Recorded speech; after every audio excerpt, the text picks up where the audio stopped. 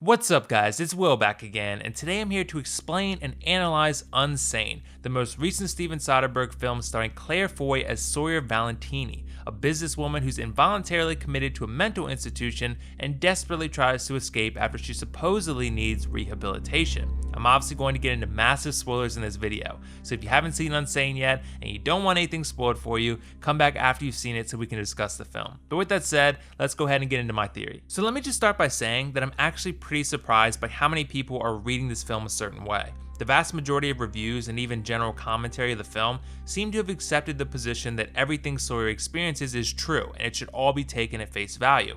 My read of the film is the opposite, and I'm going to lay out why I believe that all the evidence points in this direction, and that Sawyer is actually interpreting her experiences in a highly specific way, a way that fits the profile of a paranoid schizophrenic almost perfectly. I did some research here, and let me just lay out some of the information I found from WebMD. Quote, schizophrenia is a kind of psychosis, which means your mind doesn't agree with reality. It affects how you think and behave. This can show up in different ways and at different times, even in the same person. The illness usually starts in late adolescence or young adulthood. People with paranoid delusions are unreasonably suspicious of others. This can make it hard for them to hold a job, run errands, have friendships, and even go to the doctor. Furthermore, here's some more info about the mental illness. Quote, delusions are fixed beliefs that seem real to you, even when there's strong evidence they aren't. Paranoid delusions, also called delusions of persecution, reflect profound fear and anxiety along with the loss of the ability to tell what's real and what's not real. They might make you feel like a coworker is trying to hurt you, like poison your food.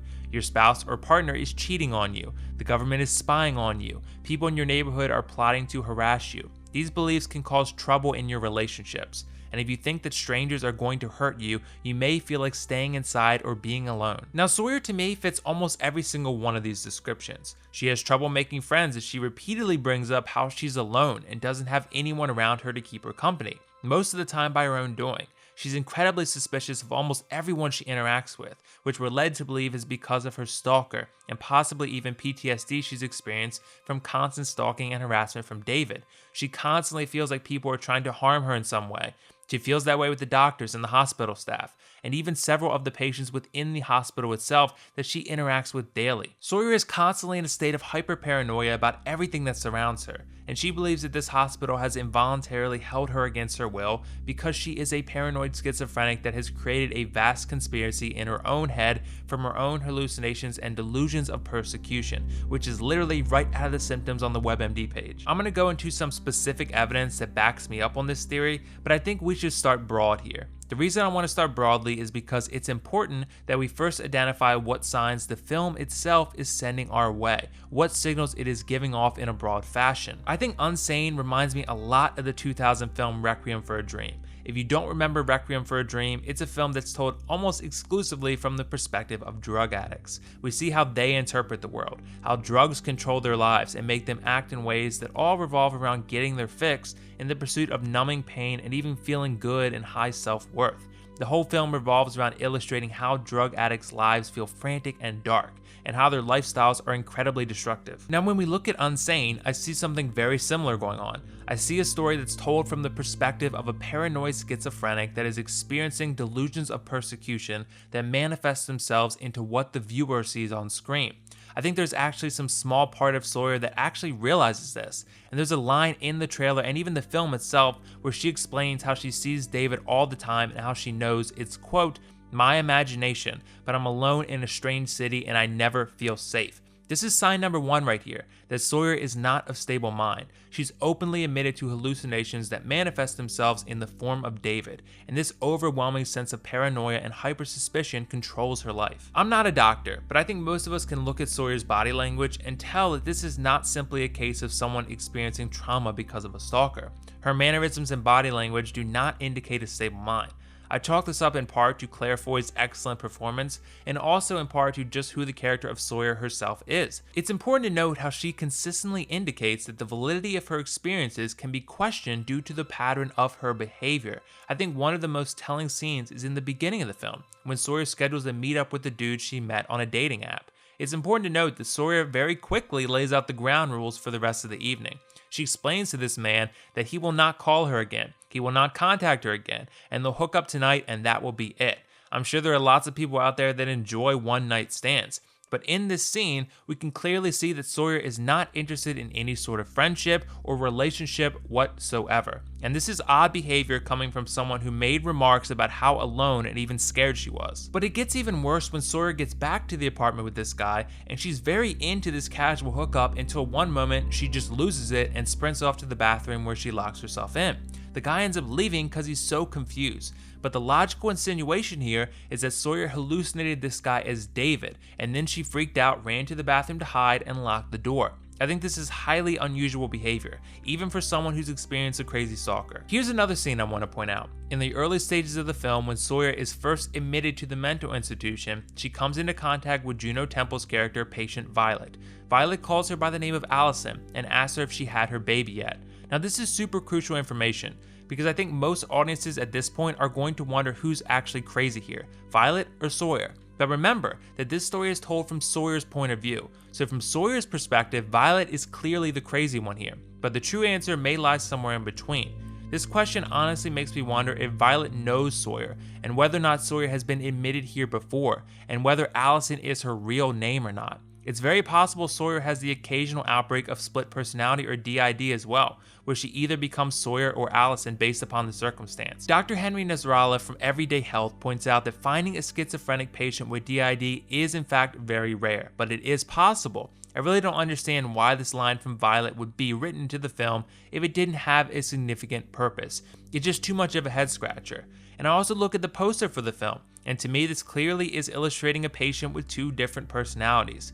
And there's even a shot or sequence in the film that illustrates the exact same thing. This could be just thriller marketing maybe, but I'm more inclined to believe it's done more purposefully than that. So while DID is less likely than schizophrenia, it is possible. But in terms of the schizophrenia, there are two other major reasons why I believe Sawyer has it. One of the biggest ones I actually noticed right when it happened. When Sawyer lines up to take her meds in the mental institution, she looks at the employee that's about to give her the meds and everything's fine, until she randomly pauses and then it's not. She begins to freak out as she sees David, and then she explains that her stalker has followed her to the hospital. To believe that this is actually David is problematic because of Sawyer's response. When she's in line, David is clearly visible from where she's standing, and she could easily and clearly identify him before she makes it to the front of the line. But she doesn't. She doesn't even bat an eye. When she makes it to the front of the line, she double takes because the hospital employee has now taken the form of David in her mind, and she's not sure whether he's actually real or not. But he couldn't really be David, because if he was, it's logical to believe that she would have flipped out immediately when she saw him, but she didn't. She doesn't freak out until the hallucination manifests into David, and her pause tells us everything about what's happening here. And finally, here's another big one. If we were to take this story at face value, it has several highly unbelievable elements. Now, I'm not saying a hospital couldn't admit patients for nefarious purposes and keep them for monetary profit, because that has actually happened, and it's totally realistic. However, other narrative elements in this film simply do not add up if we consider them to be a reality. For one, the fact that David has such unabridged access to the patients without any supervision whatsoever is questionable at best. The fact that he can literally harass and assault a woman, break another woman's neck, and torture and kill another patient without anyone having the slightest clue is highly improbable and unbelievable. David says he turned off the camera so no one could see his evil acts. But do we really believe that the hospital wouldn't just simply turn them back on once they noticed they weren't functioning properly?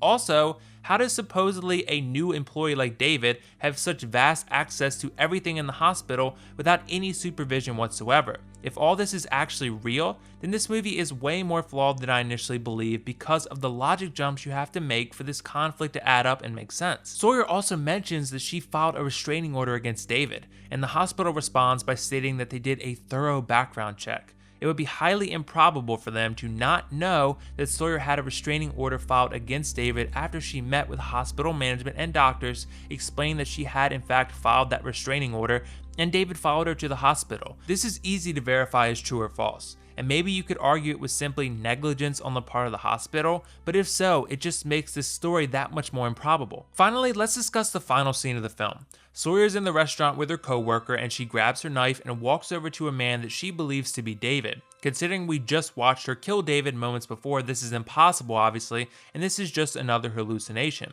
While some may argue that this is once again because of her traumatic stress experience from the stalking, all the prior evidence points to the contrary. This scene is vital because it, in my opinion, validates the theory that Sawyer is a schizophrenic who may be a danger to others because of her hallucinations and paranoia. Take a look at this quote from WebMD about schizophrenia. If you recognize that you're having trouble, you can be admitted voluntarily. But if you think you don't need help when you really do, the law may allow a doctor or other mental health professional to admit you involuntarily if you are unable to care for yourself or may be dangerous to yourself or someone else.